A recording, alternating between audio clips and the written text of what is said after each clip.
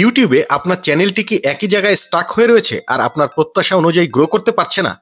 তাহলে আপনি নিশ্চিত থাকুন আপনিও আমার মতো এই তিনটা ভুল করেছেন। হয়তো আপনি রাতের বেলায় কোনো একটি ভিডিও আপলোড করলেন এবং পরের দিন সকালে উঠে দেখলেন যে তাতে সামান্য কয়েকটি ভিউজ এসেছে। তবে এই মিস্টেকগুলো যদি সলভ করা যায় তাহলে আমার বা আপনার মতো ছোট চ্যানেলগুলোতেও এরকম গ্রোথ পাওয়া সম্ভব। আমাদের মতো যাদের ছোট চ্যানেল রয়েছে তাদের ভিডিওগুলোতেও কিন্তু মিলিয়ন ভিউজ আনা সম্ভব। আর এটা কোনো বানিয়ে বলা কথা নয়, যার উদাহরণ আপনি এই চ্যানেলগুলোতেই দেখতে পাচ্ছেন। তারা জাস্ট কয়েকটি বেসিক রুল ফলো করেছে যা আপনি অনেকটা চকলেট কেকের সাথে তুলনা করতে পারেন। কোনো চকলেট কেক তৈরি করার সময় আপনি হয়তো রেসিপিটা ফলো করলেন, তবে তাতে একটু চেঞ্জ আনার জন্য হয়তো সবচেয়ে গুরুত্বপূর্ণ স্টেপগুলো আপনি অ্যাভয়েড করে ফেললেন, যার কারণে হয়তো পুরো কেকটার টেস্ট একদম নষ্ট হয়ে যেতে পারে। তা না করে যদি রেসিপিতে যা বলা রয়েছে এক্স্যাক্টলি আপনি তাই করেন, তাহলে আপনিও একটি চমৎকার হ্যান্ডফুল টেস্টের চকলেট কেক তৈরি করতে পারবেন। তবে মূল প্রসঙ্গে যাওয়ার আগে কয়েকটি ছোট্ট ব্যাপার ক্লিয়ার করা দরকার। তা হলো ইউটিউবের অ্যালগরিদম কিভাবে কাজ করে। কোনো একটি ভিডিওকে ইউটিউব পুশ করবে কিনা তা কয়েকটি ডিসাইডিং ফ্যাক্টরের উপর ডিপেন্ড করে। তাই যে কোনো একটি মেট্রিকের উপর জাজ করে আপনি বলতে পারবেন না যে ভিডিওটার পারফরম্যান্স কেমন হবে। তবে এটার একটি হিন্ট আপনি দেখতে পাবেন ক্রিয়েটর স্টুডিওর এই জায়গায়। এখানে ইউটিউব দুইটা স্পেসিফিক মেট্রিকের কথা বলেছে যেটা কিনা আপনার ভিডিও সাজেস্টিং কন্টেন্ট হিসেবে চান্সটা ইনক্রিজ হবে কিনা তা ডিপেন্ড করবে। আমরা যারা ছোট ক্রিয়েটর রয়েছি তারা সাধারণত সিটিআরকে সবচেয়ে বেশি গুরুত্ব দিই। এটা আসলে আপনার ভিডিওটা শুরুতেই অডিয়েন্সকে অ্যাট্রাক্ট করতে পারে কিনা সেটা ডিসাইড করে।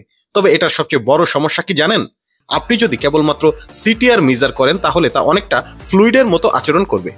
যেমন সময়ের সাথে সাথে যদি আপনার সিটিআর ডাউন হতে থাকে তাহলে তা কিন্তু অ্যাকচুয়ালি গুড সাইন, কারণ তার মানে ভিডিওটার পারফরমেন্স আসলেই ভালো, যার কারণে ইউটিউব নতুন নতুন অডিয়েন্সদের কাছে ভিডিওটা পুশ করছে।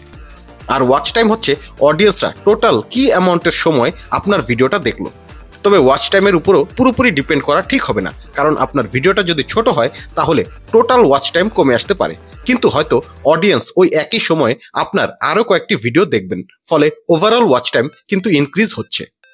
এই কথাগুলো বলার অর্থ হলো কেবলমাত্র ইউটিউব মেট্রিকের উপর পুরোপুরি ডিপেন্ড না করে আপনাকে আউট অফ দ্য বক্স অর্থাৎ ভিন্ন কিছু চিন্তা করতে হবে। এই ক্ষেত্রে প্রথম স্টেপটা হলো আপনার ভিডিওর জন্য খুবই ইন্টারেস্টিং একটি আইডিয়া গ্যাদার করা। আপনি ইন্টারনেটে সার্চ দিয়ে বিভিন্ন রকম ভাইরাল আইডিয়া খুঁজে পাবেন, তবে সবগুলো যে আপনার চ্যানেলের নিশের সাথে সামঞ্জস্যপূর্ণ হবে এরকম কোনো কথা নেই। ভিডিও তৈরির ক্ষেত্রে ভিডিও ভিউ সিলিং বলে একটি কথা রয়েছে, মানে একটি ভিডিও তার টপিকের উপর ডিপেন্ড করে ম্যাক্সিমাম নির্দিষ্ট পরিমাণ একটি ভিউজ গেইন করতে পারবে, তার চেয়ে বেশি নয়। আপনি খুবই জনপ্রিয় এবং প্রুভেন একটি টপিক ড্রপ শিপিং একবার সার্চ করে দেখুন, দেখতেই পাচ্ছেন এই টপিকের ভিডিওগুলো মিলিয়ন ভিউজ গেইন করেছে খুব কম সময়ের মধ্যে। কিন্তু যদি একটু অপরিচিত কোনো টপিকের উপর আপনি ভিডিও সার্চ করেন তাহলে তার ঠিক উল্টো চিত্রটা আপনি দেখতে পাবেন। তবে এখানে হার্ড ট্রুথ হলো প্রুভেন আইডিয়াগুলোর কম্পিটিশন অনেক বেশি থাকে। তাহলে সলিউশনটা কি? এর জন্য আপনি আপনার নতুন একটি ইউটিউব অ্যাকাউন্ট থেকে স্পেসিফিক ওই নিশের ভিডিওগুলো সার্চ করে দেখতে পারেন। যখন অ্যালগরিদম অডিয়েন্স হিসেবে আপনার টেস্ট বুঝে ফেলবে তখন সে অনেক ভিডিও আপনাকে রিকমেন্ড করবে। সেখান থেকে খুব সহজেই আপনি আইডিয়া গ্র্যাব করতে পারবেন। ওকে, আপনার ভিডিওর জন্য চমৎকার আইডিয়া রয়েছে, কিন্তু তারপরও সেটা সাকসেসফুলি আপনি ট্রান্সলেট করতে পারছেন না। এটার কারণ সম্ভবত ভিডিওর প্যাকেজিং ঠিক নেই।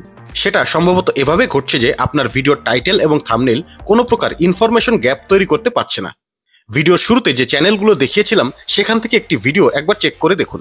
এখানে টাইটেলে সামান্য পরিমাণে টিজ রয়েছে যে ভিডিওটাতে কি দেখানো হবে। অ্যাকচুয়ালি সে এটা কিভাবে করছে তা কিন্তু বলা নেই। জেনারেল লজিক হলো বাস্কেটবল প্লেয়াররা সাধারণত লম্বা হন, তাহলে একজন শর্ট প্লেয়ার কিভাবে সাকসেসফুল বাস্কেটবল প্লেয়ার হলেন? এটাই হচ্ছে ইনফরমেশন গ্যাপ। তবে আপনি বা আমি যেহেতু ছোট ইউটিউবার, তাই আমাদের জন্য একটু সহজ একটা পদ্ধতি দরকার। এর প্রথম স্টেপ হচ্ছে গুরুত্বপূর্ণ একটি ইনফরমেশন আপনাকে প্রমিস করতে হবে। এই ভিডিওটার থাম্বনেইলটা একবার দেখুন। এই ভিডিওতে মাটি থেকে কিভাবে ওয়ার্ম তুলে আনবেন সেটার পদ্ধতি দেখানো হয়েছে। তবে কেবলমাত্র এতটুকু ইনফরমেশন দিয়ে ভিউজ গেইন করা কিন্তু আসলেই ক্রিটিক্যাল। তাই নেক্সট স্টেপ হলো থাম্বনেইল আর ছোট্ট একটা টিজ রাখুন ওই প্রমিস সম্পর্কে। টাইটেলে এই 2-3টা ওয়ার্ড যা খুবই ইউনিক এবং এনগেজিং খুব ভালো মতো প্রমিসটা টিজ করেছে। ফাইনাল স্টেপটা হলো থাম্বনেইলে ভিজুয়ালি এবং ইনফরমেশন গ্যাপটাকে অতিরঞ্জিত করে দেখাতে হবে। থাম্বনেইলটা একবার দেখলে আপনি বুঝতে পারবেন যে বেশিরভাগ অংশই অতিরঞ্জিত অর্থাৎ বাস্তব নয়, তারপরও তা কিন্তু ভিডিওটার টপিককে পুরোপুরি রিপ্রেজেন্ট করছে। আর এই অতিরঞ্জিত ব্যাপারটাই আপনাকে ভিডিওটাতে ক্লিক করার জন্য ইন্টারেস্টেড করে তুলবে। আর এই 3টে স্টেপ একই সাথে সাকসেসফুলি মার্চ করতে পারলেই ভিডিওটা হবে এক্সট্রিমলি ক্লিকেবল। ওকে, আপনি কি জানেন ইউটিউবে অ্যাভারেজ অ্যাটেনশন স্প্যান মাত্র 8.25 সেকেন্ড। অর্থাৎ চমৎকার একটি ভিডিওতে খুবই সামান্য একটি ভুলের কারণে ভিডিওটা পুরোপুরি বৃথা হয়ে যেতে পারে। অডিয়েন্স যদি একবার কনফিউজ হয়ে যান তাহলে সাথে সাথে আপনার ভিডিওটা স্কিপ করে দিবেন, কারণ ইউটিউবে অল্টারনেট ভিডিও দেখার অপশনের কোনো অভাব নেই। তাই ওই যে বললাম, আপনার ভিডিওটা আর একটি চকলেট কেক তৈরি করা প্রায় একই ব্যাপার। সবগুলো স্টেপ আপনি ঠিকমতো করলেন, কিন্তু ছোট্ট একটি ভুলের কারণে দেখা যাবে চকলেট কেকের টেস্ট পুরোপুরি নষ্ট হয়ে গিয়েছে। আপনি চাইলে বড় বড় ইউটিউবারের ভিডিওগুলো কয়েকবার চেক করে দেখতে পারেন যে যেই ফর্মুলাটার কথা বললাম তা ওইসব চ্যানেলেও ব্যবহার করা হয়। তারপরও আপনার মাথায় যদি কোনো আইডিয়া এসে থাকে তাহলে নিচে কমেন্ট করে তা শেয়ার করতে পারেন। ভিডিওটা আজকের মতো এখানেই শেষ করতে হচ্ছে। পরের ভিডিও দেওয়ার আগ পর্যন্ত সবাই ভালো থাকবেন। আল্লাহ হাফেজ।